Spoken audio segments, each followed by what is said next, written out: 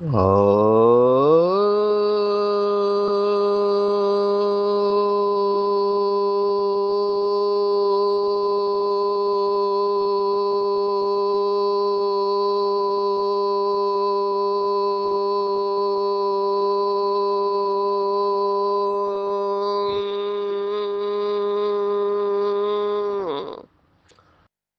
शांति।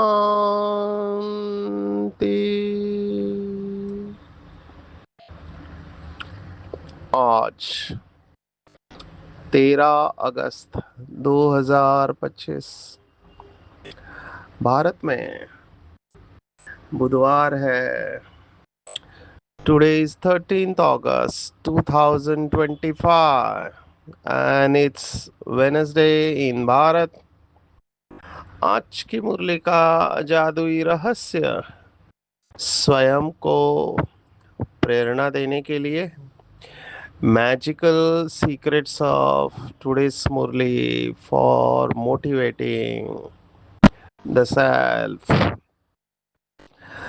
आज की साकार मुरली बाबा रहस्य खोल रहे हैं, बहुत बड़े राज भक्ति मार्ग जो अभी तक सुलझे हुए नहीं है, बाप उन्हें सुलझा रहा है। इसलिए आज की मुरली जो बाबा कहता है कि एक मुरली भी मिस नहीं करनी चाहिए, क्योंकि बाबा बीच बीच में कई सारे राज खोलता है। तो श्री कृष्ण का राज, श्री कृष्ण के और श्री राधा के माता पिता का राज, सतयुग का राज, ब्रह्मा का राज, विष्णु का राज, ये सब राज आज की मुरली में है। इसलिए मुरली को बहुत गहराई से स्टडी करना चाहिए। अभी जिन्होंने शास्त्र नहीं पढ़े हैं, मैं तो कहूँगा भाग्यवान है, क्योंकि उनके अंदर ये कन्फ्यूजन ही नहीं है। जैसे हमारे विदेश के भाई बहन हैं, अभी उन्होंने शास्त्र पढ़े नहीं है, तो लकी कहेंगे हम ड्रामा प्लान अनुसार कि पहले पढ़ना फिर उसे भूलने की मेहनत करना। ऐसे कुछ नहीं है, ये क्वेश्चन उनके अंदर आएंगे। जिन्होंने शास्त्र पढ़े हैं, तो शास्त्रों की बातें और बाबा की बातें ये कॉन्फ्लिक्ट पैदा कर सकती है। सब जगह पे हम एक ही प्रॉब्लम देखते हैं कि ज्ञान तो लोग वैसे एक्सेप्ट कर लेते हैं, लेकिन ब्रह्मा को एक्सेप्ट करना उनके लिए कठिन जाता है। वो कहते हैं कि आपने ब्रह्मा के जगह पे अपने गुरु को बिठा दिया है। तो कई लोगों को ये बात अच्छी नहीं लगती है। मैं अरुणाचल प्रदेश गया था, अभी वहाँ पे एक तो क्रिश्चियनिटी है, दूसरा नेचर को मानने वाले हैं, अलग अलग किस्म के लोग हैं।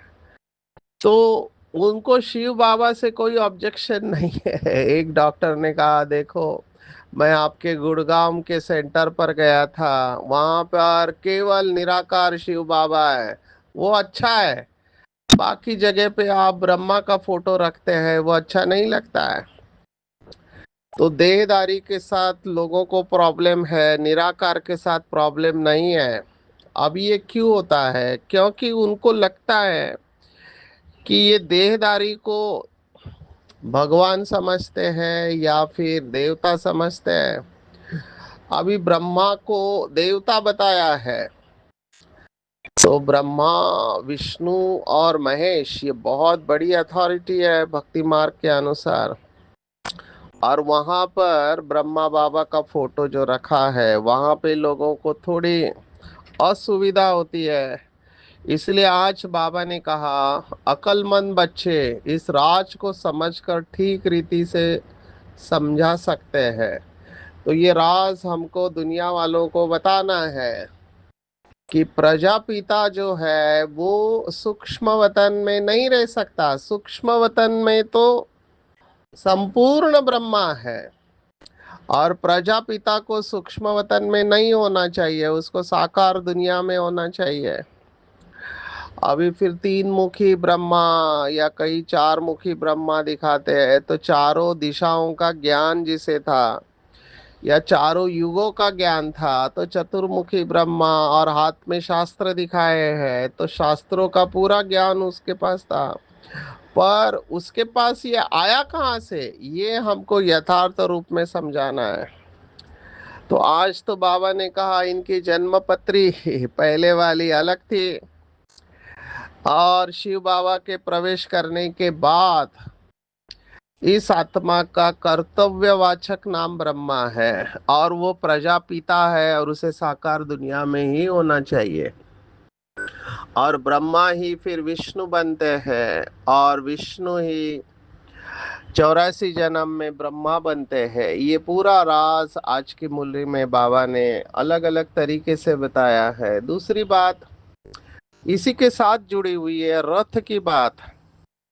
तो अकाल मूर्त बाप का बोलता चलता तख्त यह ब्रह्मा है। जब वह ब्रह्मा में आते हैं तब तुम ब्राह्मणों को रचते हैं। तो ये बहुत सटल सूक्ष्म बातें हैं। घोड़ेसवार और प्यादे इसमें मूंझ जाएंगे।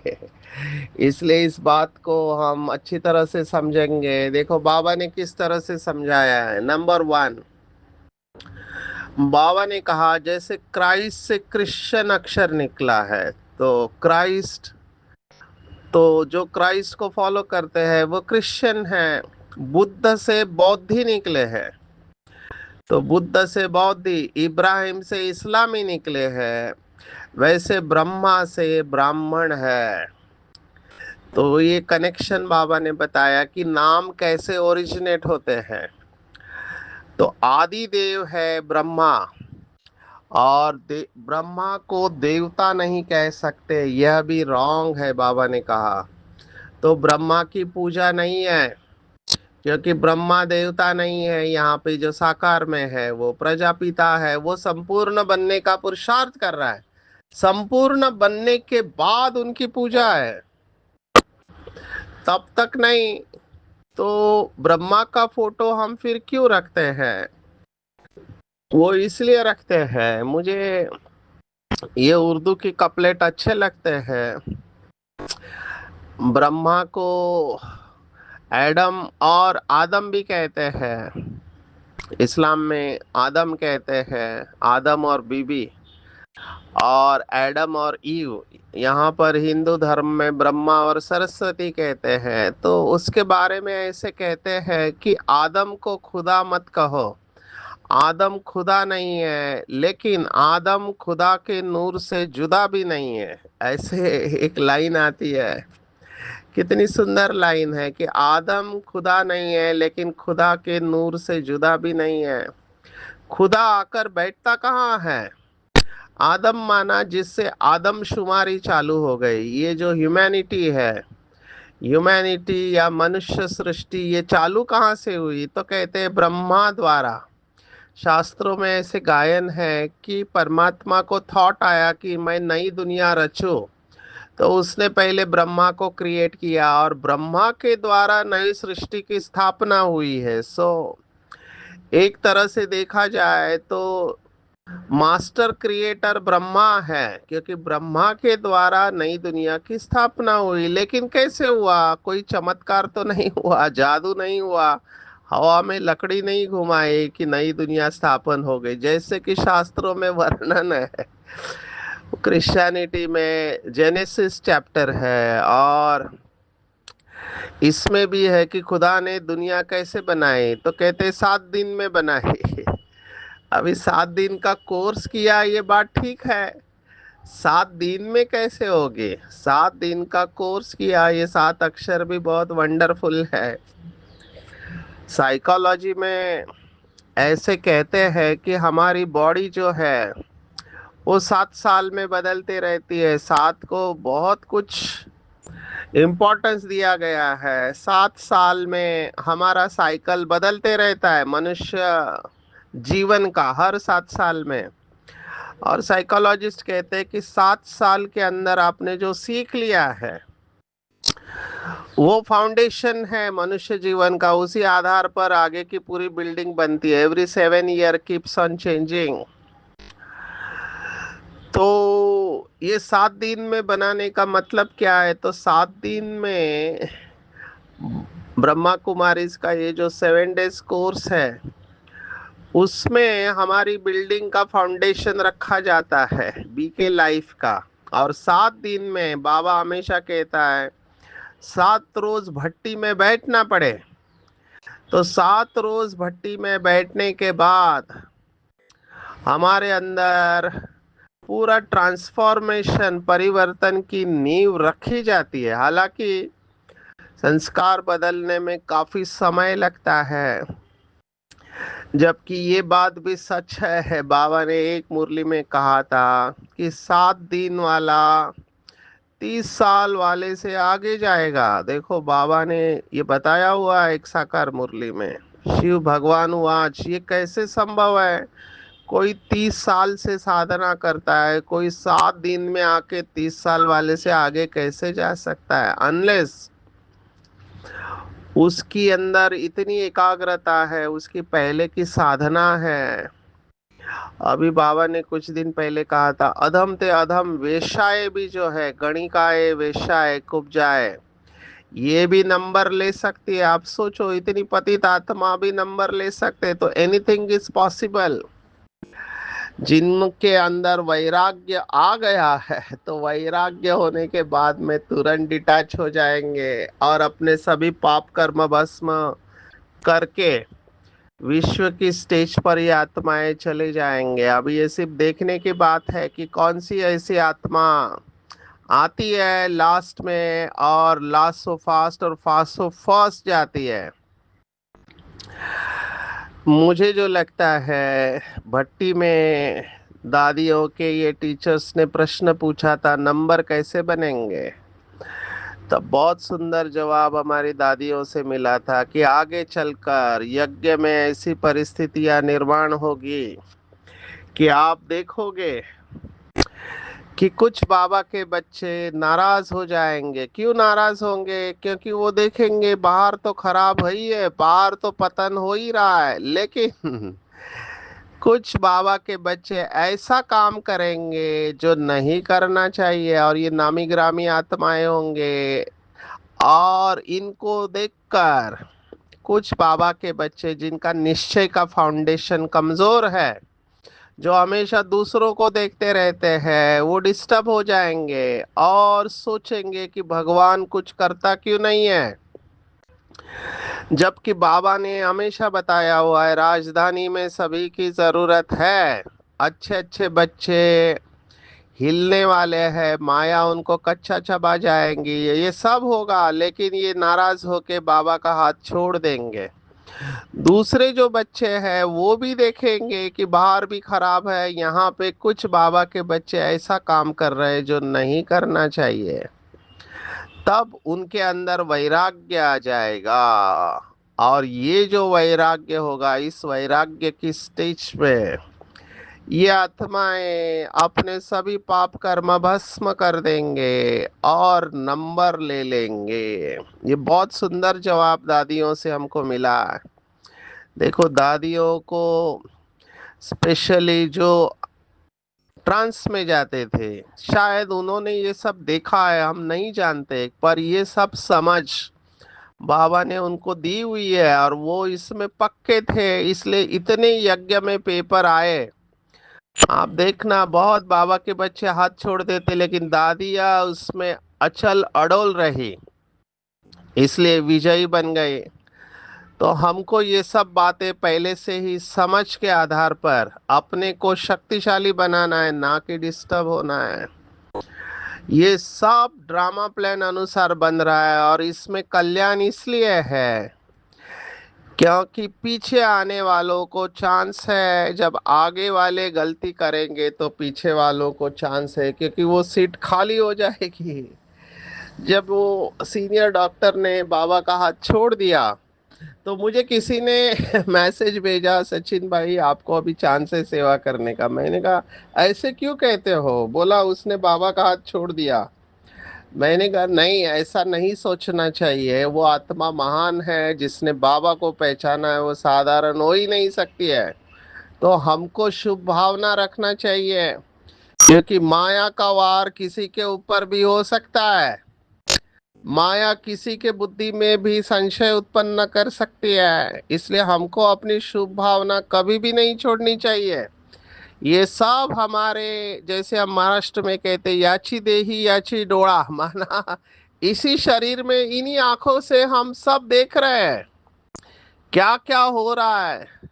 आप सोचो, मैं तो सीनियर आत्माओं को रेस्पेक्ट देने के बहुत सारे कारण हैं, लेकिन विशेष हम वरिष्ठ भाई बहने को रेस्पेक्ट इसलिए देते हैं जो लंबे समय तक बाबा का हाथ पकड़कर चले हुए हैं। उनको इसलिए रिस्पेक्ट है कि कितने पेपर्स उनके सामने आए होंगे। आप सोचो, दादियों के सामने, हमारे वरिष्ठ भाई बहनों के सामने, अंदर से और बाहर से दोनों पेपर आए, लेकिन इन सब पेपर में ये आत्माएं निश्चय बुद्धि बन, एक बल एक भरोसा बन, बिल्कुल अचल अड़ोल रहे और अभी तक चल रहे हैं। इनकी मार्क्स है, इनको इसकी विशेष मार्क्स है। कई भी के भाई बहने मुझे पूछते हैं कि हम पीछे आए, कितना अच्छा होता कि हम आदि में आते। तो मैं उनको कहता हूँ, आदि में आते तो अभी तक भाग चुके होते, क्योंकि इतने पेपर यज्ञ में आए, आप उसे सहन नहीं कर पाते। तो जो भी होता है कल्याण के लिए होता है, जिसमें सभी का कल्याण है। तो इस बात को बहुत अच्छी तरह समझना, ब्रह्मा कौन है। तो ब्रह्मा का डेफिनेशन मैं दे रहा हूँ। जिस देहधारी के तन में निराकार ज्योति स्वरूप ज्ञान का सागर पतित पावन शिव बाबा सबसे पहले आकर प्रवेश करता है, और जिसके द्वारा सृष्टि के आदि मध्य अंत का नॉलेज देता है, उस व्यक्ति का कर्तव्यवाचक नाम ब्रह्मा है। तो ब्रह्मा मीडियम है और शिव बाबा उसमें प्रवेश करते हैं। अभी उसी में क्यों, उसका भी जवाब है। उसका जवाब है क्योंकि ये वही आत्मा है जो श्री कृष्ण प्रिंस बना था, और 84 जन्मों के बाद ये आकर ब्रह्मा बने हैं। जन्म पत्री का नाम तो इनका अपना अलग होगा ना। इनका नाम था लेखराज कृपलानी, तो जन्म पत्री का नाम अलग होगा, क्योंकि है तो मनुष्य। फिर इनमें प्रवेश करने से इसका नाम ब्रह्मा रख देते हैं। यह भी बच्चे जानते हैं, वही ब्रह्मा विष्णु का रूप है। इसीलिए उसी के तन में, अभी ये केवल शिव बाबा जानता है कि कौन सी आत्मा का क्या पार्ट है। तो ये शरीर सब आत्माओं का रथ है, अकाल मूर्त का बोलता चलता तख्त है। सिख लोगों ने फिर वह तख्त बना दिया, उसको अकाल तख्त कहते हैं। यह तो अकाल तख्त सब है, माना सभी का शरीर अकाल तख्त है, क्योंकि सभी आत्माएं अपने तख्त पर बैठते हैं। ऐसे ही पूछते ऊंच शिव बाबा को भी अपना रथ तो चाहिए, रथ में बैठ ही नॉलेज देते हैं। अभी देखो कहाँ की बात कहाँ लेके गए। यहाँ पे शिव बाबा ने रथ कहा तो उन्होंने घोड़े गाड़ी का रथ बना दिया, या हुसैन का घोड़ा कहते हैं। अभी शरीर को रथ कहते हैं, और जब आत्मा उसमें बैठती है तब उसे रथी कहा गया है। और जब आत्मा इस शरीर रूपी रथ को छोड़ देती है तो उसे अरथी कहा गया, जिसमें से रथी निकल गया, जिसे हिंदू धर्म में अर्थी जा रहे कहते हैं। तो कहाँ की बात कहाँ लेकर गए। वो नॉलेजफुल का अर्थ कहते हैं कि अंतर्यामी, जानी जाननहार है। तो सर्वव्यापी का अर्थ दूसरा है, जानी जाननहार का अर्थ दूसरा है। मनुष्य तो सबको मिलाकर जो आता है सो कह देते हैं। तो ये दोनों का अर्थ बाबा ने हमको समझाया है। मुझे समय कम पड़ सकता है। सर्वव्यापी बाबा ने इसका स्पष्टीकरण दिया है। जब किसी से प्यार हो जाता है तो हर जगह पे वही देहदारी दिखाई देता है। तो जिधर देखो उधर तू ही तू, ये बाबा के बच्चों ने अनुभव किया है, भक्तों ने अनुभव किया है। इसीलिए उन्होंने कहा कि जिधर देखो उधर तू ही तू, माना सब जगह पे भगवान है, सर्वव्यापी है। तो सर्वव्यापी की बात यहाँ से आई है। क्योंकि जिससे प्यार होता है वो हमें हर जगह पे दिखाई देने लगता है। और बाबा के बच्चे लास्ट स्टेज में संपूर्ण अवस्था में होंगे, तो हर जगह पे उनके द्वारा साक्षात्कार होगा। ये बाबा के जितने भी सेंटर्स है, इवन इंडिविजुअल घर जहाँ बीके रहते हैं, अगर तपस्वी आत्मा है तो उनके द्वारा साक्षात्कार लास्ट में होगा। और लोगों ने इसे यही समझा कि भगवान सर्वव्यापी है। जानी जाननहार माना ये नहीं कि वो हर चीज को जानता है, वो ड्रामा के नॉलेज को जानता है। चैतन्य बीज है, जैसे बीज के अंदर पूरे वृक्ष का नॉलेज होता है, ऐसे बाबा चैतन्य बीज है, इसलिए ड्रामा के आदि मध्य अंत को जानता है। मुझे लोग ये भी पूछते हैं कि शिव बाबा तो सतयुग में आता नहीं है, फिर उसे कैसे पता कि सतयुग में क्या होता है। मैंने कहा उसके लिए आने की जरूरत ही नहीं है।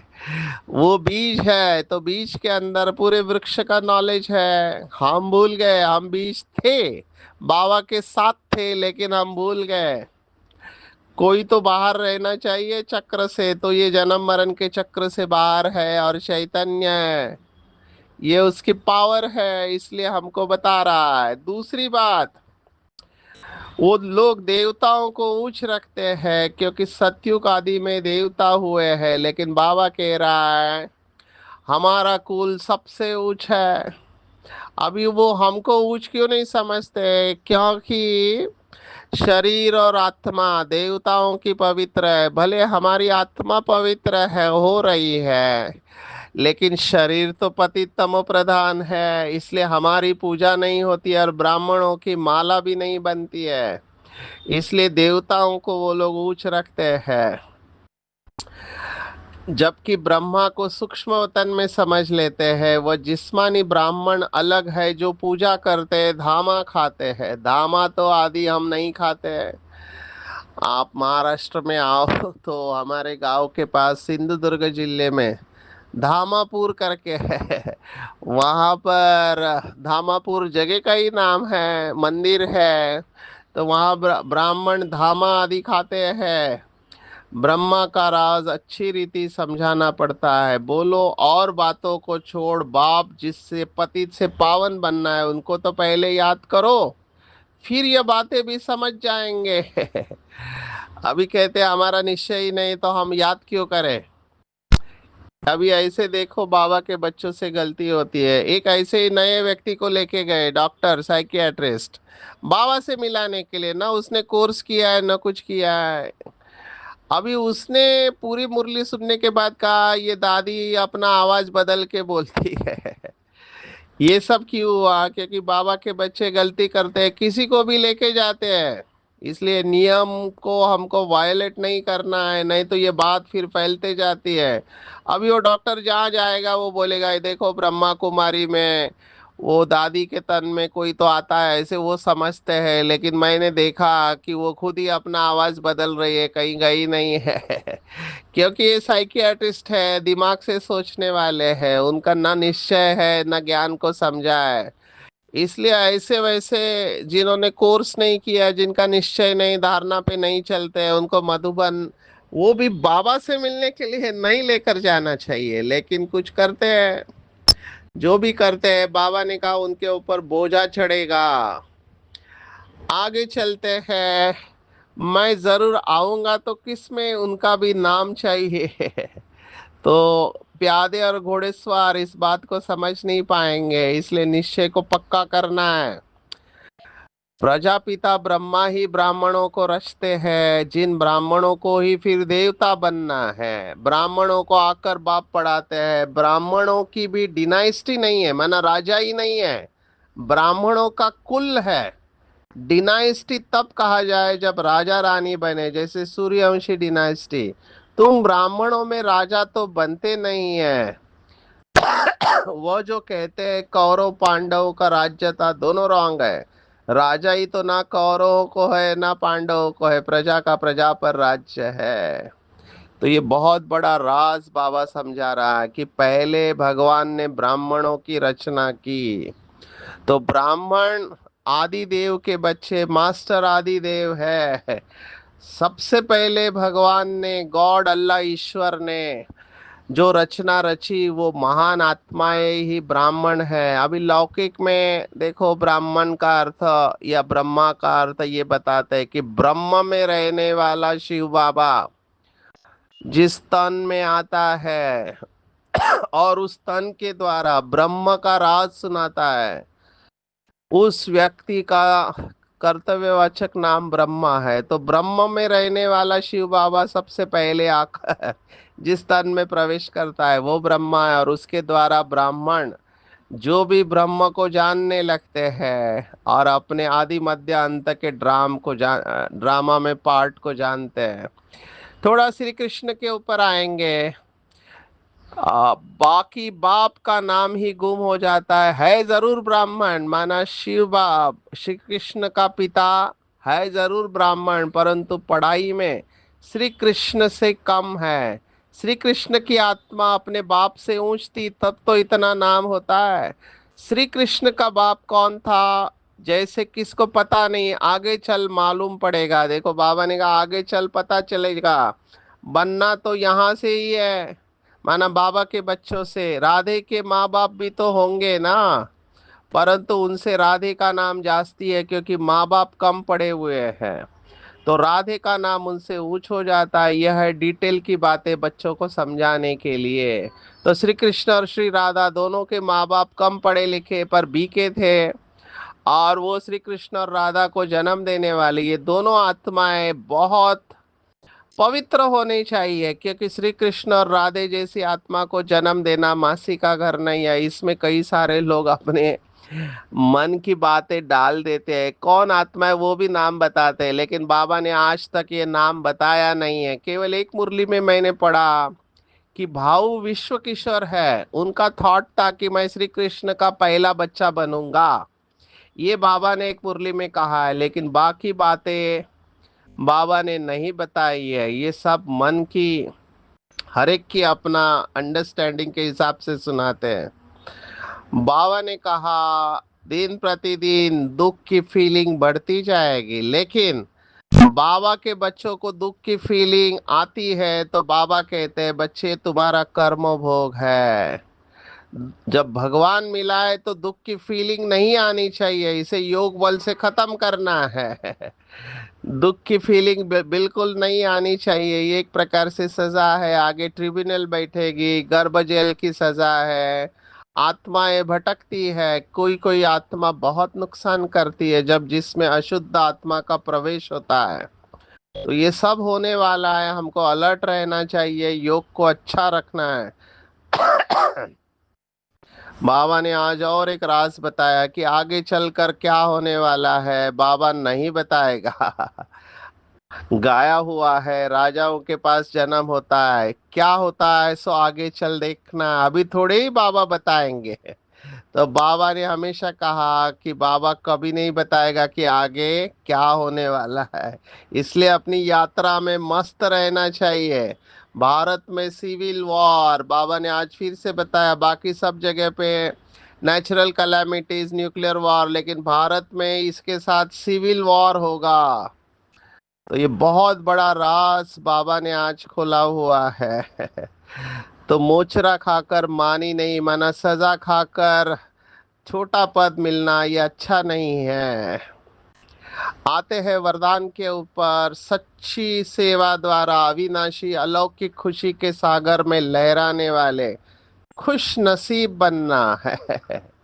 खुश नसीब कौन रहेंगे, जो सेवा में बाबा और निमित्त आत्माओं की दुआएं प्राप्त करते, वो हमेशा खुश रहेंगे, खुशी के सागर में लहराते रहेंगे।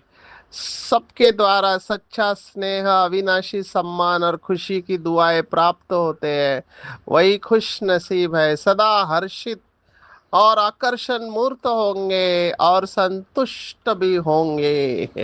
तो ऐसे संतुष्ट मनी बनना है, खुश नसीब बनना है, सबसे दुआएं लेनी है और लवलीन रहना है।